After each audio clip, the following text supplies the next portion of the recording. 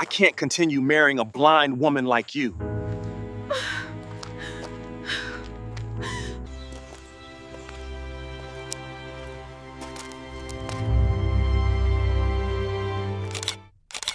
He abandoned his blind wife for a new lover, unaware she had inherited $100 million. He told himself he was doing the right thing. That love had changed. That leaving her was mercy. She stood there, hands trembling, eyes searching for a face she could no longer see. Blind. Dependent. Still calling his name.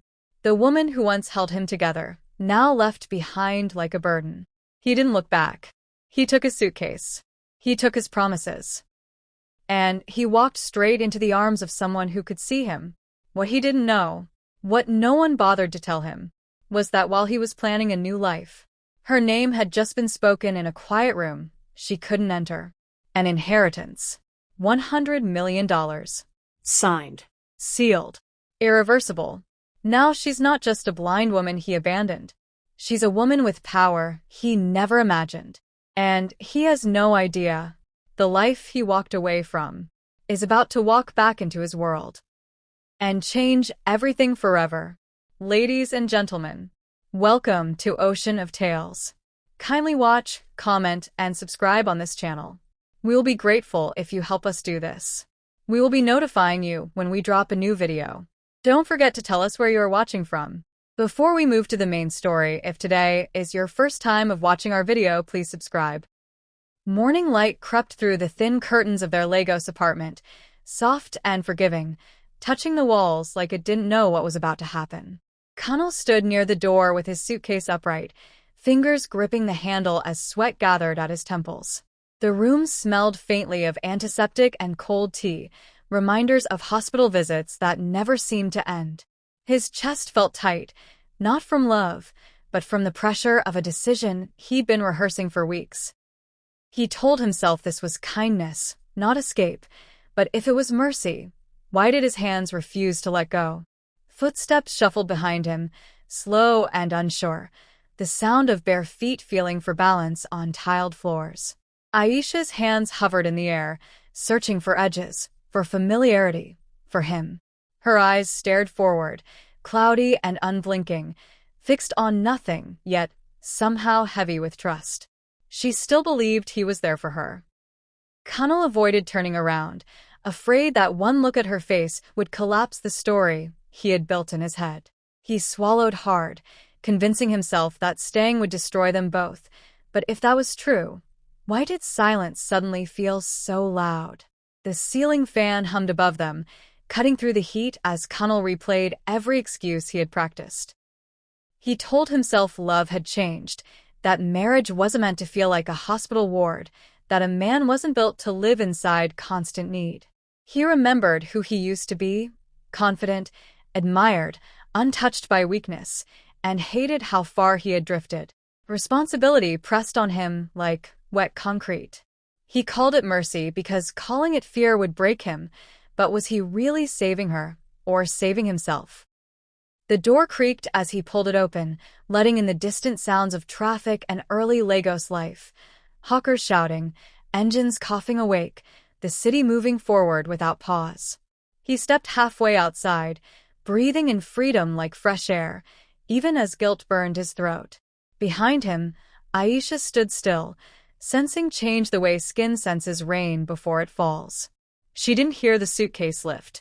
She didn't see the door widen. But she felt the shift. And that feeling made her heart start racing toward something she wasn't ready to face. Connell paused on the threshold, torn between turning back and finishing what he had started. His phone buzzed softly in his pocket, a reminder of another life waiting, another woman who laughed easily and never needed help finding her way. The contrast was brutal. One future felt heavy. The other felt light. He told himself that choosing light wasn't cruelty, that he deserved happiness too. But as he stepped fully outside, a question followed him like a shadow. Happiness for who, and at what cost? Inside the apartment, Aisha's fingers brushed the wall where a shadow used to fall every morning. The space beside her felt colder, emptier, wrong. Her breath caught as she called his name again, softly at first, then louder, panic edging into her voice. No answer came. The silence answered instead, thick and unforgiving. Somewhere deep inside, a truth began to form. Slow, painful, undeniable. Something precious had just been taken from her. But what exactly had she lost, and why did it feel permanent? Down the stairwell, Connell descended quickly, not daring to look back, each step echoing like a closing chapter. He told himself he would explain later. He told himself she would understand. He told himself many lies as the sun rose higher over Lagos. But as he reached the street and hailed a cab, one thought refused to leave him. If this was mercy, why did it already feel like the beginning of a reckoning he couldn't outrun? Heat settled into the apartment like a heavy blanket the moment the door shut, and Aisha's body reacted before her mind could catch up. Her fingers slid along the wall, searching for the familiar vibration of Connell's footsteps, the small sounds that always proved he was near. The ceiling fan kept spinning, but the air felt thicker now, like it had been robbed of oxygen. She tilted her head, listening hard enough to hurt, as if silence could crack and reveal the truth inside it. Her chest tightened with a fear she didn't want to name, and her hands kept moving anyway, because what if he was still there, just quiet? Cold tiles bit into her feet as she shuffled toward the living room, sweeping the space with her palms like a person trying to catch smoke. The couch fabric felt empty, no warm dent, no scent of him lingering where he usually sat. Her fingertips brushed the coffee table and knocked a spoon to the floor. It clattered sharp and lonely, then rolled until it stopped against the wall. The sound made her flinch, because it felt like a warning in a language she didn't understand. She tried to breathe slowly, tried to stay calm, but the apartment kept answering her with absence, and absence started feeling like betrayal. Morning noise from outside filtered through the window, horns, distant shouting, the city alive. Yet inside her world, everything sounded like a closed door. Aisha reached for her phone on the armrest, her thumb feeling for the raised edges of the screen protector, the tiny crack at the corner she had memorized. She pressed the call button through muscle memory, trusting the routine the way blind people trust rails on stairs. The ringing echoed in the room like a heartbeat. 1 ring, 2, 3, then voicemail. The message tone felt like a slap she couldn't see coming, and her throat tightened around a question that scared her. Why wouldn't he pick up? Sweat beaded at her hairline as she stepped toward the hallway, the air smelling faintly of his cologne near the wardrobe. Her hands found the closet door and slid it open. Hangers swayed, whispering soft plastic clicks, and her fingertips grazed gaps where shirts used to be. The emptiness wasn't just space. It was a confession. She moved faster, panic turning her careful steps into clumsy urgency, and her shoulder hit the doorframe. The pain barely registered. What registered was the sound of her own breathing getting louder, like her body was preparing to run, even though she didn't know where to run to. A sudden memory hit her like heat from an open oven. Connell in their first year, guiding her across a busy road in Abuja, his palm steady on her elbow, promising she'd never walk alone. That memory used to feel like comfort. Now it tasted bitter. Aisha stumbled toward the front door, hands out, fingertips shaking, touching the metal latch as if touching it could undo what had been done. Her ear pressed to the wood, listening for movement outside, for his voice, for anything. Nothing. And in that nothing, a terrifying thought began to rise. What if he didn't leave for a few minutes? What if he left for good? The apartment suddenly felt too big for her body, like the walls had moved farther away just to mock her. She turned back, feeling around for the small table where they kept emergency cash, the place Connell always said was just in case. Her fingers found only a smooth surface and dust. She opened the drawer. Empty. She tried the next one. Empty. Her pulse jumped hard, beating against her ribs like it wanted out. This wasn't a man stepping out to cool off. This was planning. This was packing. This was someone arranging her helplessness like a trap, and the question became sharper. If he could do this, what else had he already taken? Sunlight warmed the side of her face as she sank onto the floor, back against the couch, trying to steady herself with slow breaths that refused to slow down. The room smelled like yesterday's food and old medicine, a reminder that her life had been shrinking for months without her noticing. She wrapped her arms around herself, not for comfort, but to stop her hands from shaking. Somewhere outside, a neighbor laughed, and the normal sound cut through her like cruelty. Aisha swallowed, trying to keep dignity in her voice as she whispered his name one last time, then froze as her phone buzzed with a message she couldn't read, and she wondered who would answer when she finally called for help. Rain hammered the zinc roofs outside their old apartment in Abuja, a memory that returned to Aisha with painful clarity as she sat alone in Lagos. Back then, Kunal used to laugh during storms, pulling her closer, promising nothing could break them. She remembered the smell of wet earth, the warmth of his chest, the way his voice sounded certain. Love had felt simple then, strong, shared, equal. But memories have a cruel way of revealing cracks you ignored. Because somewhere between those storms and this silence, love stopped feeling like shelter and started feeling like weight. Hospital corridors replaced date nights without warning, the sharp scent of disinfectant swallowing the softer smells of home. Kunal learned the sound of machines before sunrise, learned how to sign forms, learned how to wait. At first, he did it proudly, telling friends in Port Harcourt that a real man stands firm. But pride thins when days stretch into months. His shoulders began to slump, his patience frayed, and his smiles disappeared faster than her eyesight. Each visit chipped away at him, and he never said it out loud, but something inside him was quietly keeping score. The blindness came slowly, like dusk stealing daylight one shade at a time. Aisha noticed it in small humiliations, missing steps, knocking cups, mistaking shadows for doors.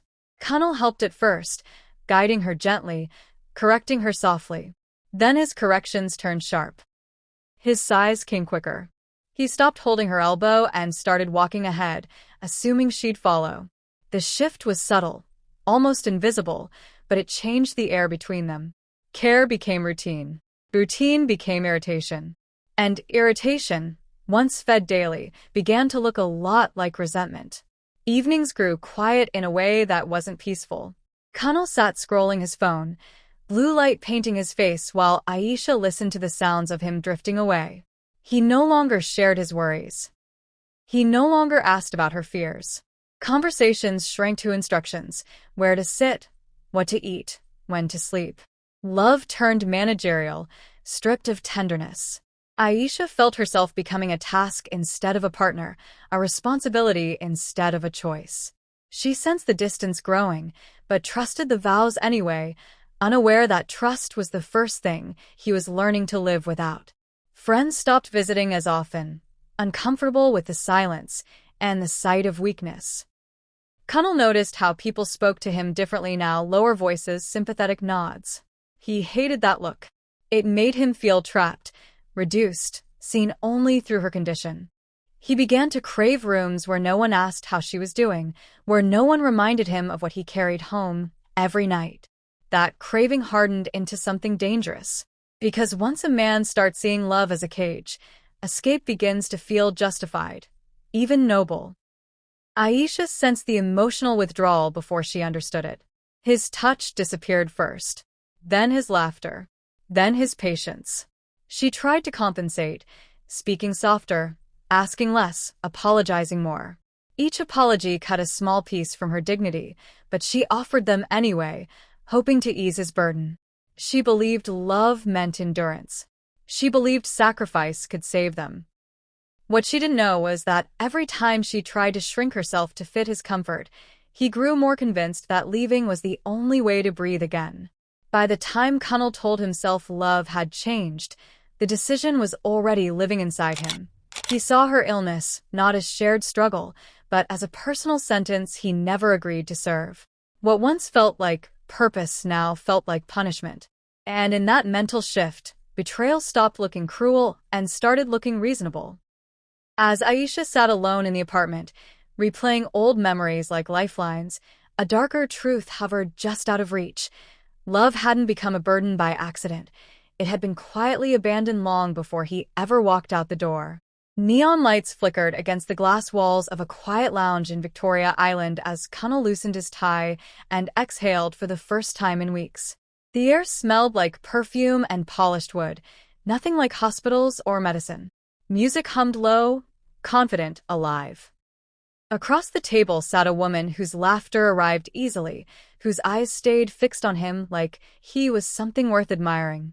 In that moment, he felt seen again, not as a caregiver, not as a tired husband, but as a man with options. And the ease of that feeling scared him more than he wanted to admit. Her name was Saad, and everything about her felt effortless. She talked about business trips, brunch plans, and future goals without pausing for permission or patience. She didn't lower her voice around him or ask careful questions. She leaned in, confident, unafraid, her hand resting lightly on the table as if space had never been a problem for her. Connell felt his posture change, his chest lift. With her, there was no waiting, no guiding, no explaining, just movement forward. And he didn't ask himself why that difference felt like relief instead of shame. Their conversation stayed comfortably shallow, floating above reality, where pain couldn't reach. She praised his work, his ambition, his resilience, calling him strong in a way that fed his ego instead of challenging it. She didn't know how his nights smelled of antiseptic or how his mornings began with fear. And Connell liked it that way. Each compliment quietly rewrote his story, turning sacrifice into suffering and endurance into loss.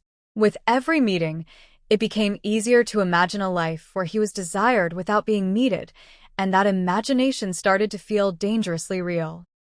Late evenings turned into longer nights, the city glowing as they drove through traffic, laughter filling the car like music. Connell stopped rushing home. He stopped checking his phone. The weight he carried all day slipped off his shoulders whenever Saad smiled at him. In those moments, he told himself he was reclaiming joy, not betraying vows. He ignored the knot in his stomach that tightened whenever silence followed his excuses. Because silence was easier than facing the truth forming quietly behind his choices. Saad admired his independence, never questioning where he came from or who waited at home. She saw only the version of Connell he presented, confident, composed, unburdened. She never noticed how quickly he flinched when responsibility came up, or how carefully he avoided talking about sickness, sacrifice, or permanence. Her affection came without demands, and that freedom felt intoxicating. Connell mistook comfort for compatibility, not realizing that being admired for half of who you are often costs the other half entirely. The contrast sharpened every time he returned home. Aisha's quiet dependence made Saada's independence glow brighter. Where Aisha needed patience, Saad offered praise. Where Aisha required presence, Saad demanded nothing. Connell began to see these differences as proof, telling himself that love shouldn't feel heavy, that passion shouldn't require endurance. The narrative settled in his mind like truth. He wasn't abandoning his wife. He was choosing himself. But the more he repeated it, the more it sounded like a lie he was afraid to question. One evening, as Connell watched Saad walk ahead of him through a crowded street, confident and unafraid, a dangerous thought crossed his mind. This is what life is supposed to feel like. The thought thrilled him and sealed something irreversible. Because once a man convinces himself that freedom lives elsewhere, home becomes a place to escape, not return to. And while Connell followed Saad into the glow of that new life, he had no idea that the very woman he left behind was about to step into a future that would make his new world feel painfully small. The compound in Suralur woke up before the sun, voices rising with the sound of buckets hitting concrete and gates creaking open. News traveled faster than traffic there, slipping from balcony to balcony before breakfast was done. By the time Aisha stepped outside with her white cane tapping carefully ahead, people already knew. Heads turned. Conversations dipped. Someone cleared their throat too loudly. She felt it instantly. The shift in air, the way silence formed around her like a circle she hadn't agreed to stand in. She couldn't see their faces, but she felt their eyes weighing her story without asking permission. Women spoke in half sentences near the water tap, their voices sweet on the surface, but sharp underneath. Some said it was sad. Others said it was expected. A blind woman, abandoned. People acted like the ending had been written the moment her sight faded. Aisha passed slowly, pretending not to hear, counting steps in her head to stay steady.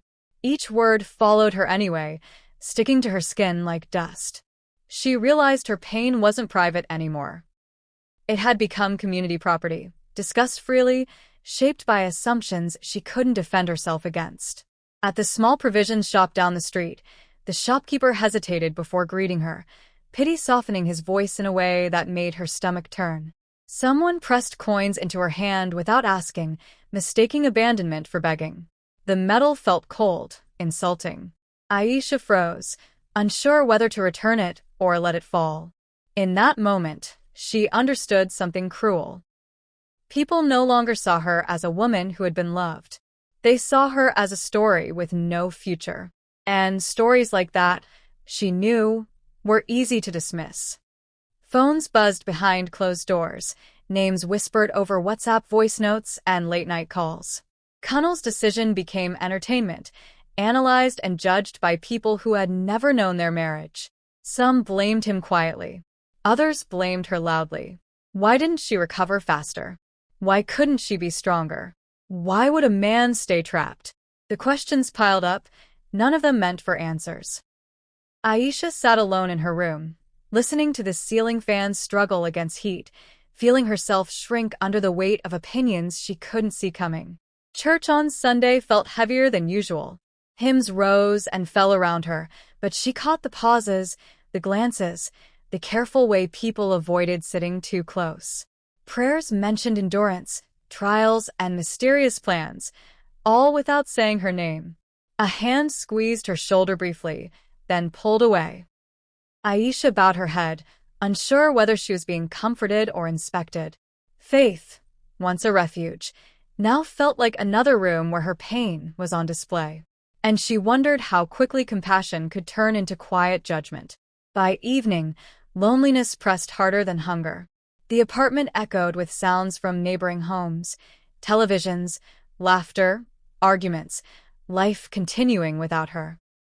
She overheard a neighbor on the phone, voice low but careless, describing her situation as that blind woman whose husband left. No name, no history, just a label. Aisha sat still, gripping her cane, realizing that abandonment didn't end with Kunnal walking away. It continued every time someone reduced her to the worst moment of her life. As night settled over Lagos, the whispers didn't fade.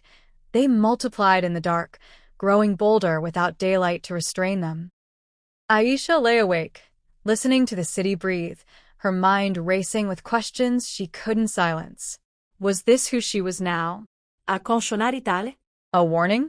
She pressed her palm to her chest, steadying herself against the fear that threatened to swallow her whole. Because while the world had already decided her ending, something deep inside her refused to accept it, and that quiet resistance was about to collide with a truth no one saw coming. Cool air hummed softly inside a quiet office in Ikoyi, far from the noise of Surulere streets and whispered judgments. Thick curtains filtered the afternoon sun, casting long shadows across a polished table where documents lay neatly stacked. A lawyer adjusted his glasses, his voice calm, rehearsed, as if what he was about to say was ordinary. Names were printed in black ink, dates aligned perfectly, signatures waiting. Outside, traffic crawled as usual. Inside, a decision rested heavily in the room, one that would rearrange a life without asking permission. The lawyer cleared his throat and read aloud a name with deliberate precision. Aisha. He repeated it, slower this time, as if making sure the sound settled properly into the space. Across from him, an elderly woman nodded, eyes wet but steady, hands folded in quiet acceptance. She had traveled from Abeokuta that morning, carrying grief that smelled like old paper and unfinished goodbyes.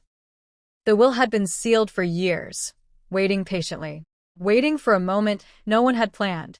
And now, with one sentence, the past reached forward to claim its future. Pages turned softly, each one revealing a history Aisha had never known. Investments, properties, accounts spread across Lagos, Abuja, and beyond.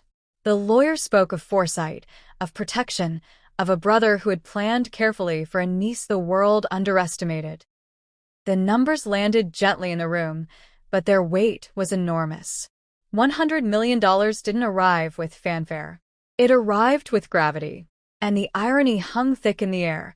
While Aisha struggled to survive day to day, destiny was signing her name into permanence. No one in that office knew how Aisha's hands trembled when she poured water at home.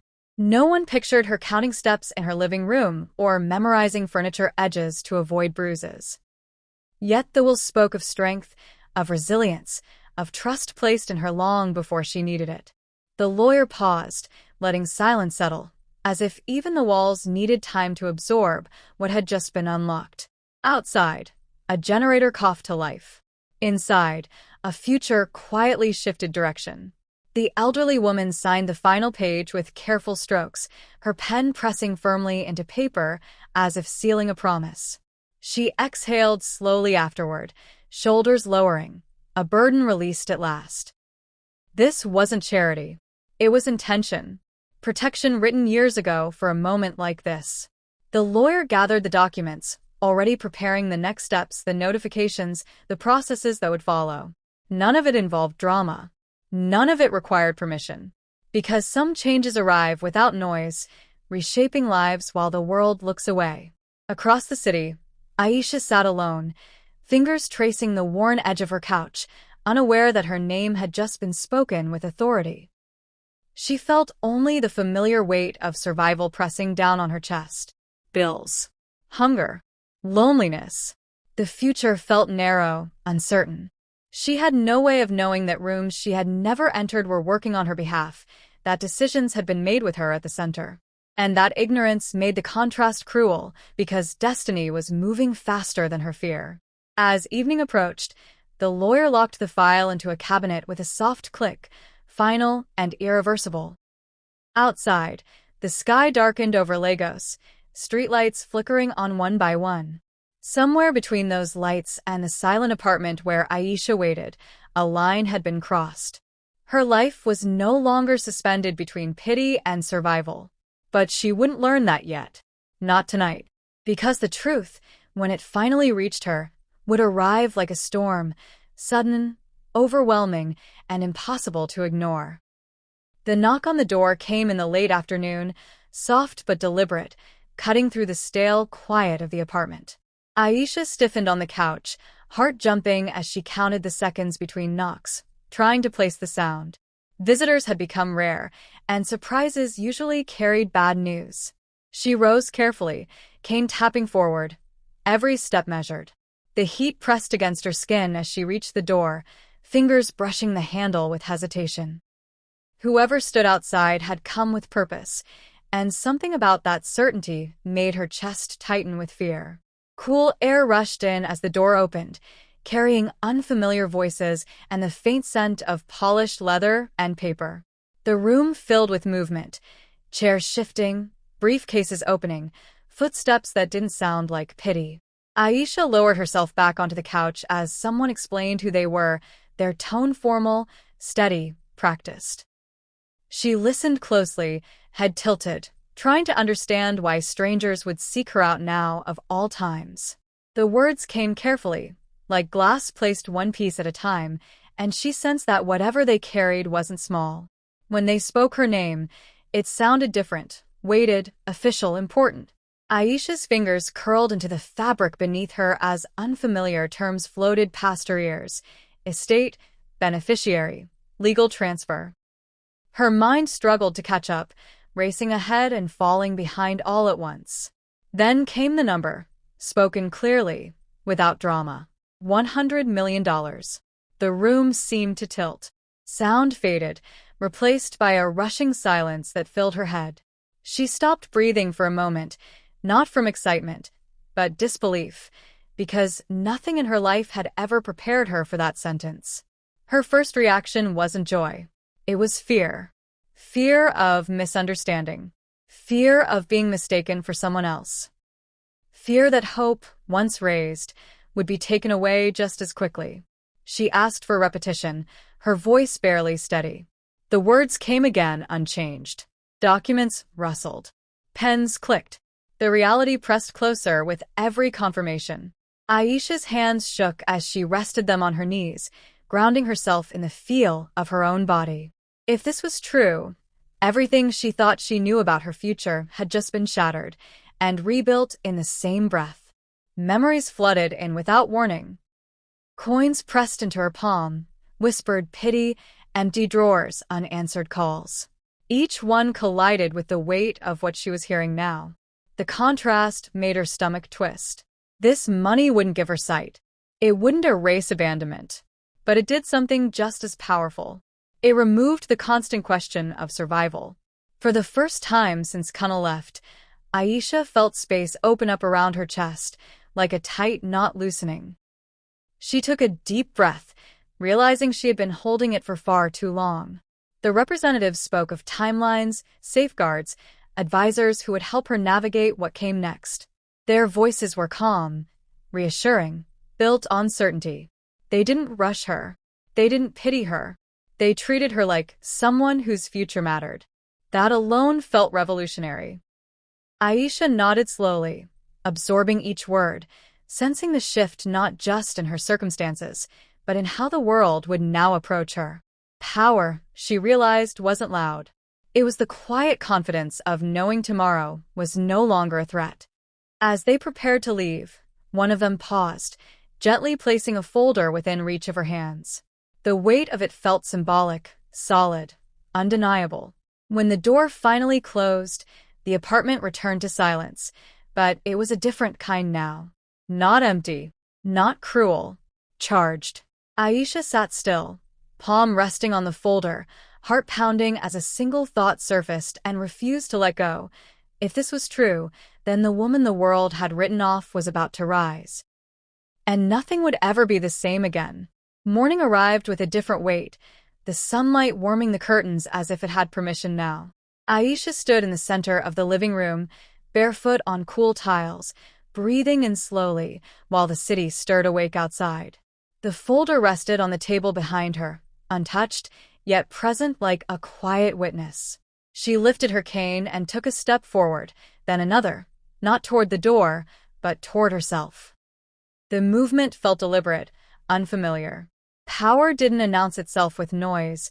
It whispered through intention, and she wondered what kind of woman she would become if she listened. Appointments replaced survival errands, the hum of air-conditioned offices replacing street noise. Aisha learned new rhythms, meetings with advisors who spoke to her, not around her, drivers who waited without impatience, assistants who asked how she preferred things done. She memorized voices, textures, scents. Leather seats, citrus polish, the steady purr of engines. Each detail stitched confidence into her posture. She wasn't being carried through life anymore. She was being consulted. Yet with every upgrade came a quiet fear. If she stumbled now, would the fall be louder? Training sessions followed, long and demanding, teaching her how to navigate spaces without hesitation. She practiced routes until her steps matched her breath, learned to read rooms by sound and air, learned to command attention without raising her voice. Sweat gathered at her temples as she pushed past exhaustion, refusing shortcuts. Independence didn't feel glamorous, it felt earned. And in the strain of effort, she discovered something unsettling and empowering at once. Strength had been growing inside her all along, waiting for permission to show itself. Evenings became exercises in choice. She chose what to eat, where to go, who to see. She chose silence when she needed it and company when she didn't. Old habits tried to pull her back, apologizing too quickly, asking for reassurance, but she caught herself now, adjusting course mid-sentence. Confidence arrived in small increments, stacking quietly like bricks. She began to notice how people responded differently, how voices steadied when they spoke to her. Respect, she realized, often followed certainty. And certainty was something she was finally learning to claim. Memories of Kunal surfaced unexpectedly, his footsteps, his sighs, the way his patience used to thin at the edges. This time, the memories didn't crush her. They hovered, then passed. She allowed herself to feel the hurt without letting it decide her future. Healing wasn't forgetting, it was refusing to remain defined by loss. As she moved through rooms alone, cane tapping with confidence, she felt something unfamiliar bloom beneath the grief. Pride. And pride, she learned, could be quiet and still unshakable. Public appearances followed, carefully planned yet deeply personal. At events, Aisha listened as conversations paused when she entered, then resumed with a different tone, measured, attentive. She spoke when she wanted to, and silence carried just as much authority. Hands reached out to greet her, not to guide her. Each interaction reinforced a truth she had never been taught. Vulnerability and power were not opposites. They could exist in the same body, in the same breath, without canceling each other out. Late one night, alone again, Aisha traced the edge of the window frame and smiled softly. She hadn't regained her sight. The world was still dark in the same way. But inside her, something had shifted permanently. She was no longer bracing herself against collapse. She was standing, firm, deliberate, unafraid. And as that realization settled in, a new question rose, heavier and sharper than fear. What would happen when the people who once pitied her finally saw who she had become? The first invitation arrived without apology, its tone polite and expectant, as if Aisha had always belonged in such rooms. A driver's door opened with a soft click, air conditioning washing over her as the city slid past outside. She felt the change before she heard it. The way voices softened, the way movement paused when she stepped forward. Spaces that once ignored her now made room. The shift was subtle but undeniable, and it made her wonder how many doors had been closed not because she was blind, but because the world decided she was small. At events, conversations bent toward her, careful and attentive. People introduced themselves fully now, titles included, hands firm instead of hesitant. Compliments flowed more freely, words like resilient and inspiring replacing sorry and strong woman. Aisha listened, absorbing the difference with a steady calm. Respect, she noticed, had a rhythm, a certain confidence in tone that hadn't existed before. The irony settled deep in her chest. Nothing about her body had changed. Only her position had. And that realization carried both power and quiet disappointment. Old neighbors from Surelair began calling, voices warmer than she remembered, asking after her well-being with sudden sincerity. Some offered help they had never given. Others hinted at visits, reunions, renewed closeness. Aisha heard the eagerness beneath their words, the careful way they tested the ground. She responded politely, keeping her answers brief. Each call felt like a mirror held up to the past, reflecting how quickly compassion followed relevance. And she wondered who among them would still stand beside her if the numbers disappeared again. Church felt different too. Seats were reserved. Prayers mentioned her name directly this time, spoken with pride instead of pity. Hands lingered longer on her shoulders, smiles wider, voices louder in welcome.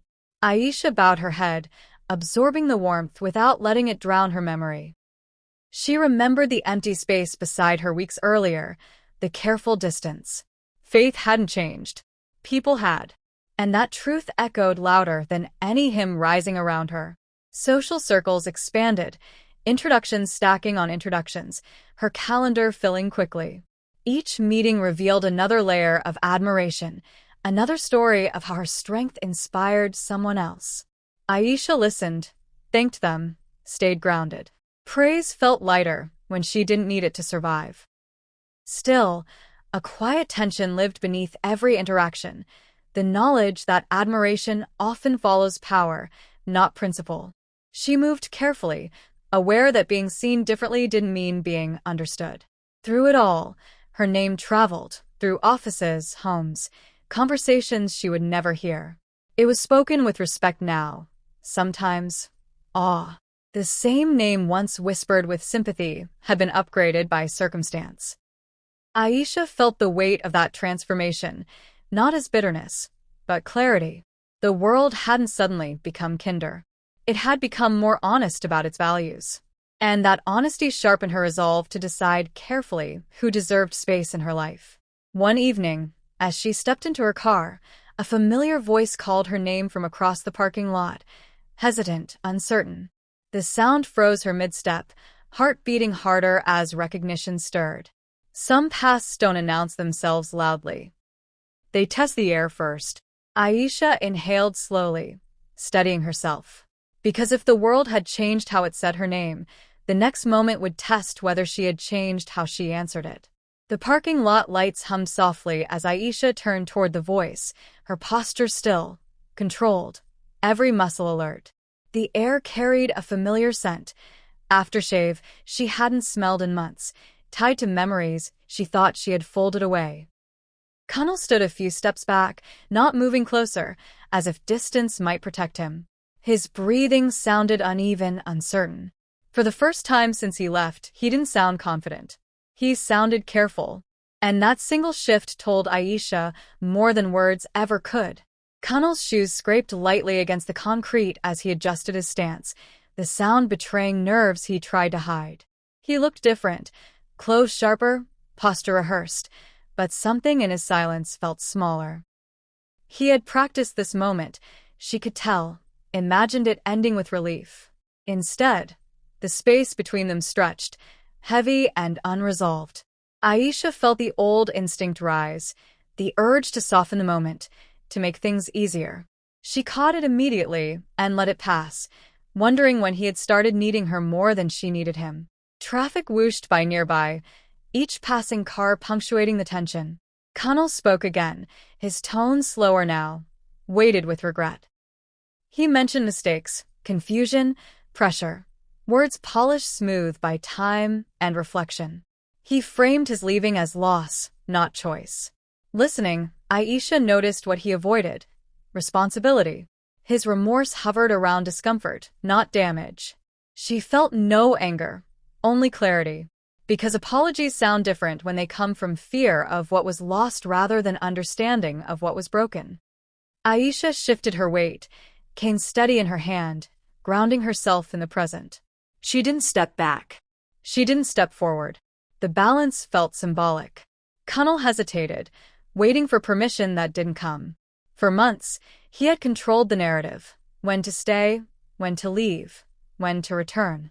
Now, the silence belonged to her. And in that silence, the power dynamic flipped quietly, leaving him exposed to the uncertainty he once handed to her without warning. He spoke of memories next. Early mornings, shared laughter, promises made under younger skies. Each memory landed differently now, stripped of urgency. Aisha listened without interruption, noticing how nostalgia softened his voice. But nostalgia, she realized, wasn't accountability. It was longing for a time before consequences. Her heart beat steadily, unshaken. The woman who once begged for presence no longer needed to negotiate for space. And that realization made the moment feel less like reunion and more like closure approaching its edge. Connell finally paused, breath catching as if he expected something: a response, a sign, a crack. Aisha remained composed, her face calm, unreadable. She felt the weight of the moment press against her ribs, not as pressure, but possibility. She could reopen old doors. She could validate his return. The choice rested fully in her hands now. And choices, she had learned, were the truest form of power. As the silence stretched, Connell shifted again, uncertainty leaking through the cracks of his rehearsed calm. For the first time, he stood where she once stood, waiting, vulnerable, unsure of his place. Aisha inhaled slowly, grounding herself before moving toward the car. Whatever came next would define more than their past.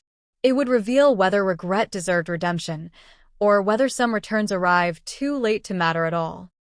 Night settled gently over Lagos as Aisha sat alone on her balcony, the city breathing below her in distant horns and soft generator hums.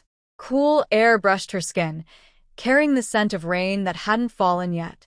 The encounter with Connell replayed in her mind, not as pain, but as information.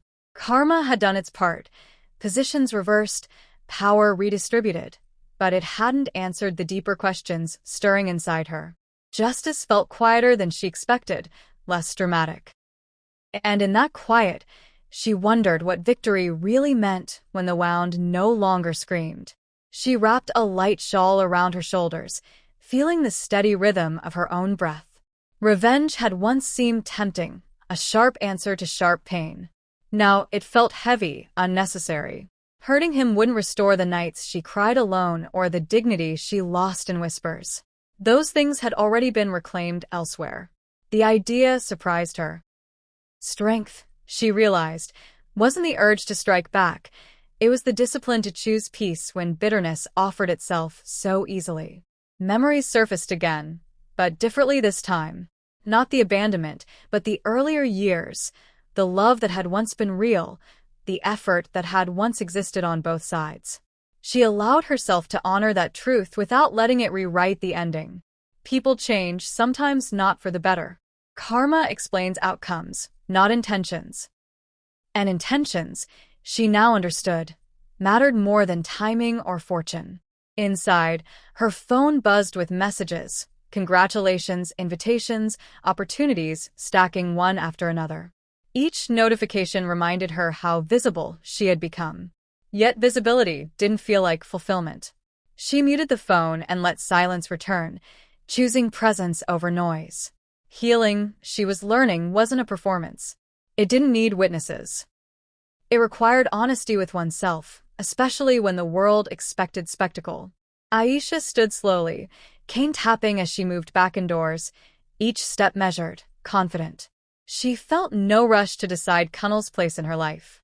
Time had already taught her the cost of rushed compassion. Forgiveness, if it came, would come from abundance, not obligation. And withholding access wasn't cruelty. It was discernment sharpened by experience. She paused near the window, listening to the city settle into its nighttime rhythm. The same Lagos that once felt hostile now felt navigable, even familiar. Karma had shifted her circumstances, but growth had shifted her soul. The difference mattered. One could be taken away. The other couldn't. And that distinction gave her a calm no inheritance ever could. As she prepared for bed, Aisha smiled faintly, a private gesture no one needed to see. The story wasn't about punishing the man who left. It was about understanding who she had become after being left. And as that realization settled in, one final choice waited ahead, one that would define not his future, but hers. Morning light spilled gently across the room as Aisha stood by the window, listening to Lagos wake up in layers, engines starting, distant voices, life moving forward without hesitation. She inhaled deeply, feeling grounded in a way she hadn't before. The night's questions had settled into clarity. She wasn't standing at the edge of a decision anymore. She was standing inside it. Choosing herself didn't arrive with drama or applause. It arrived quietly, like certainty locking into place. And once it did, there was no confusion about what came next. She dressed with intention, fingers moving confidently over fabric she had chosen herself. Each movement felt symbolic, deliberate. This wasn't armor. It was ownership. The mirror offered no reflection she could see, but she didn't need one. She knew who stood there now, a woman no longer negotiating her worth or shrinking to fit anyone's comfort. The version of herself who waited by the door had dissolved. In her place stood someone who understood that love should never require self-erasure. And that understanding changed everything. When her phone rang, she didn't rush to answer. She let it ring once, twice, deciding whether the moment deserved her energy. That pause was new, powerful. The world could wait now. She returned calls on her terms, scheduled meetings she cared about, declined others without explanation. No guilt followed. Boundaries, she discovered, were not walls. They were doors she controlled. And behind those doors, peace finally had room to breathe. Kunnal crossed her mind briefly, not with anger, not with longing, but with distance. The space between who he was and who she had become felt vast and final.